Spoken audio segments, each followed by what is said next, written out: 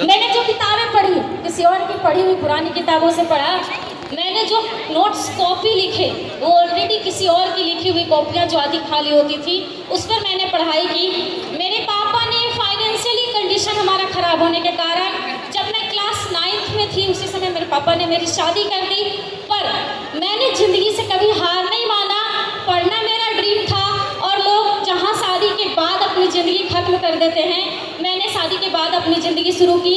मैंने शादी के बाद मैट्रिक किया, शादी के बाद ग्रेजुएशन किया, शादी के बाद MSc की और अभी ड्रीम है कि मैं PhD करके अर्चना से डॉक्टर अर्चना शर्मा हूँ और मैं अपने इस ड्रीम को पूरा करूँगी।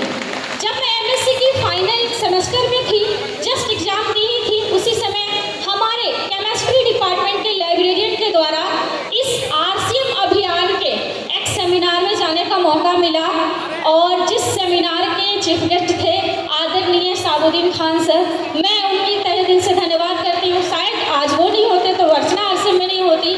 मैंने जब उनकी कहानी को सुना कि एक समय था कि उनके पास भी पैसे नहीं थे, बेटी को दूध पिलाने तक के पैसे, और आज लाखों रुपए कमा रहे हैं, तो मेरे को लगा कि तेरी कहानी तो इसी से मिलती है, जब ये कर सकता है तो तू क्यों नहीं।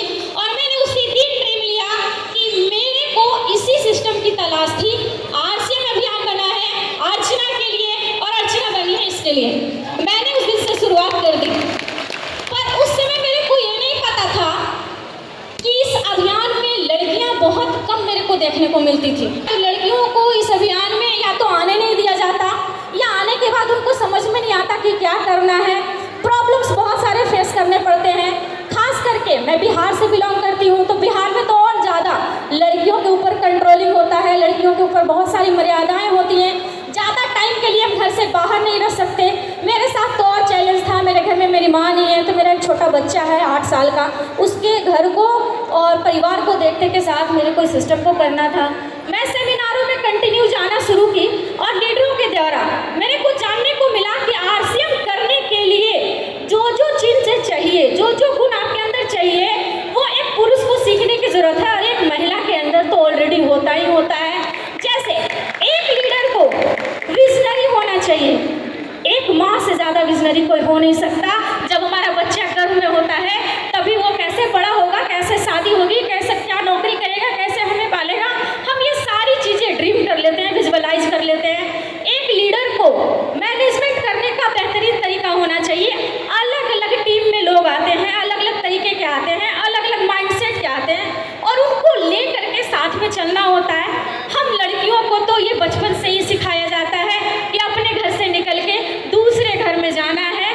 अलग अलग माइंडसेट के लोग होंगे, हस्बैंड है, पति है, किसी को कुछ पसंद, किसी को कुछ पसंद, और आपको सबको मिलजुल करके चलना है। ये तो हमें बचपन से ही सिखाया जाता है। ये कारण है जिस बिजनेस को करने में रोकता है।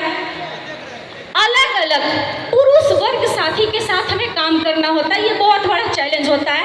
और मैं अपने आज तक आपको ये विश्वास दिलाती हूँ कि शायद एक महिला इतनी सुरक्षित और मस्जिद में भी नहीं रह सकती जितना वो RCM के लीडरों के बीच में रहती है।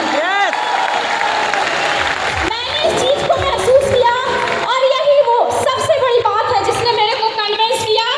शायद एक पिता अपने बच्चे के बारे में उतना नहीं सोच सकते जितनी एक माँ फिक्र करती है। और एक माँ को यह व्यापार मिल जाए कि मरने के बाद भी अपने बच्चों की सुख सुविधा को दे के जाए, तो मुझे लगता है कि औरत जी जान लगा दे इसको करने। Thank you ji.